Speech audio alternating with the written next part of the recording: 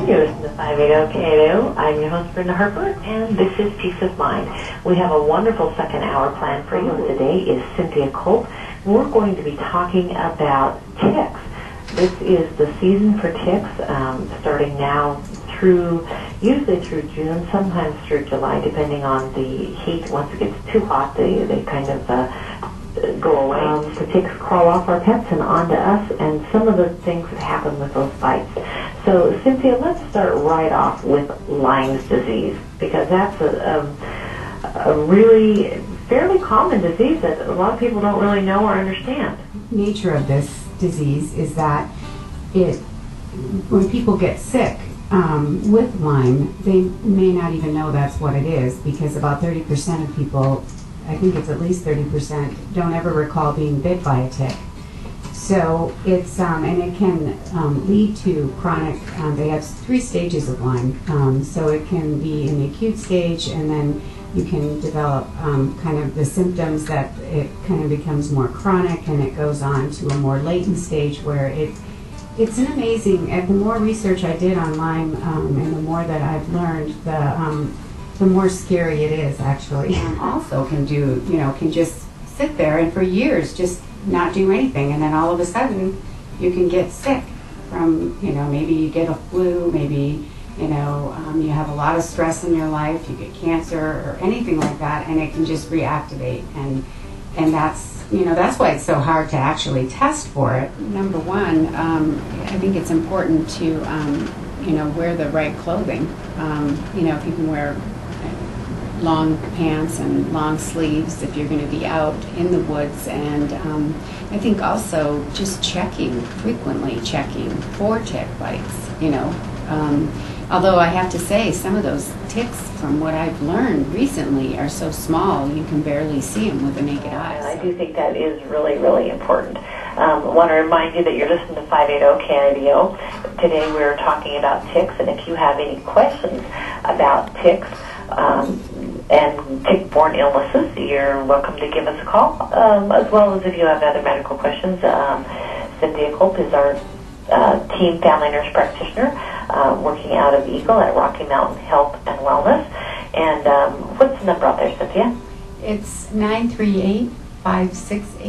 Camping, and within a week after camping, all of a sudden you develop symptoms that kind of seem like the flu. It would be a good idea to get in to see your provider and be evaluated. He's kind of out on that one as far as how effective or reliable the blood tests are for checking for the antibodies. But it certainly is worth testing, and the Western blot is supposed to be the most accurate of any test, and it's a blood test. So you could ask for that test. The antibodies to the bacteria, specific to the Borrelia burgdorferi, which is the bacteria that comes from that tick bite. And I want to go back to that bullseye rash and explain that a little more clearly, because I think I kind of got that backwards.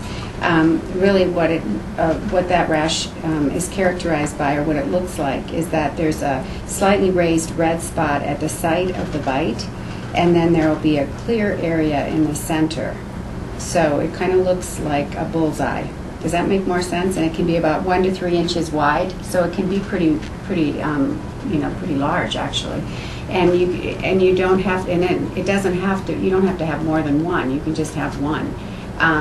People years later, after they've been infected with a tick, can actually have this recurrent rash periodically, and that's how really odd it is. It'll just kind of appear like that, sort of a lot like the herpes virus, where it just all of a sudden you get a cold sore, But anyway, so rashes are interesting anyway, because anytime you have a rash, we need to be thinking that there's something causing that's inside the body.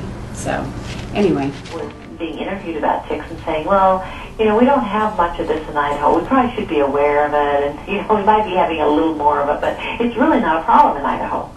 I know, and that's just not true. No, it's not true. And the other is that, so many times I know patients will see a doctor or, nurse practitioner, PA, or practitioner anywhere out there that they'll go in with symptoms and they'll do a blood test, and the blood test comes back negative, and they just believe, then it's negative.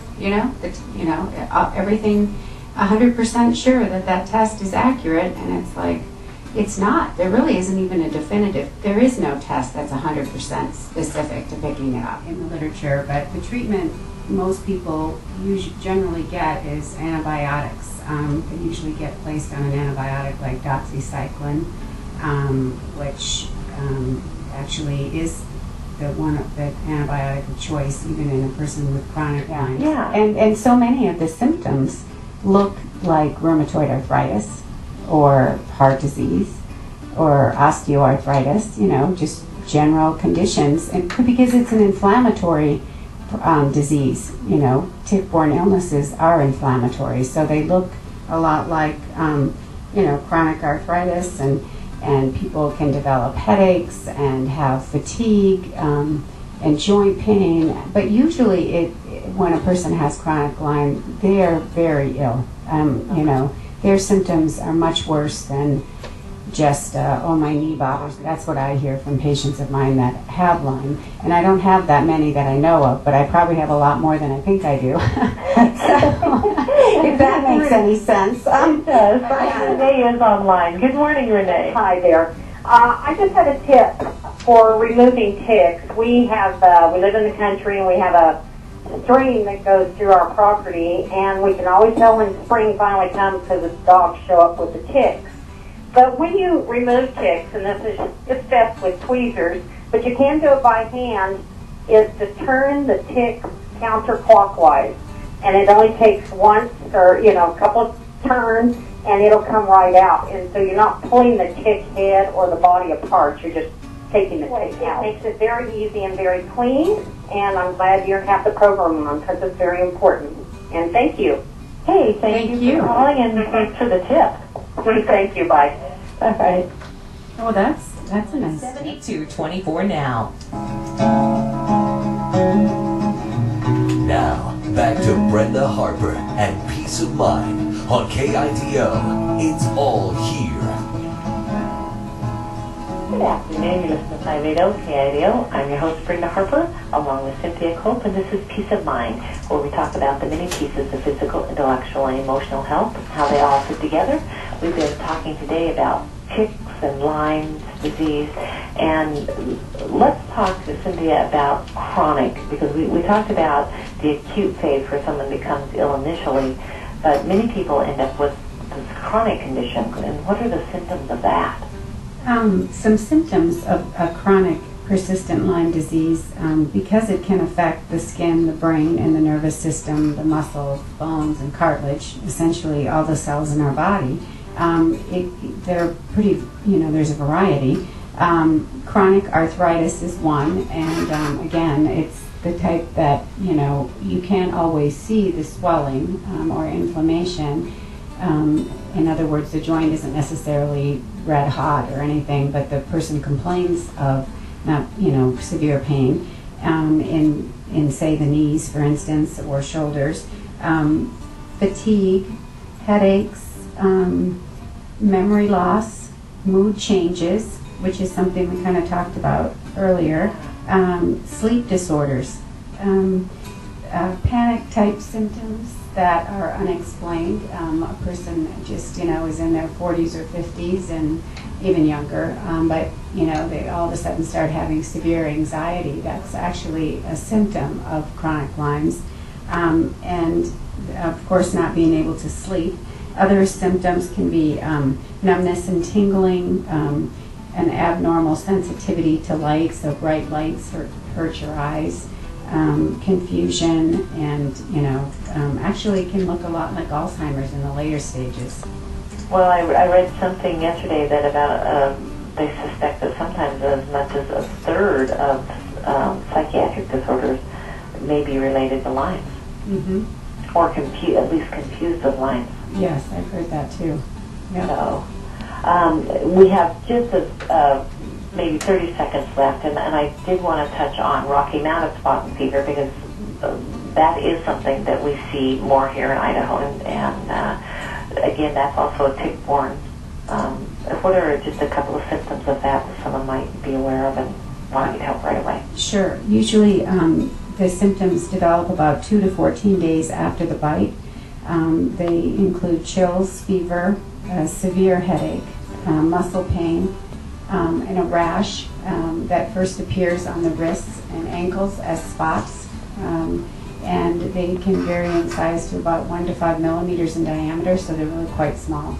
Then spread to the rest of the body, so more to the torso. And about, this is the interesting, about 1/3 of infected people don't get a rash at all. So again, if you develop what you think is a summer flu, and you've been out camping, or you've been out working in your garden, or you've got pets that get ticks, I think it bears getting that checked too, and that's a blood test also, and an antibody titer. But yeah, so Alrighty. we all overlap. Hey, Thank you so much for being here, Cynthia, and helping us learn about the mighty bite of the tick. Yeah. All right. And we'll be back next week right here on Peace of Mind. Remember to look for the moments of joy this week, and we'll see you back here on Peace of Mind next week.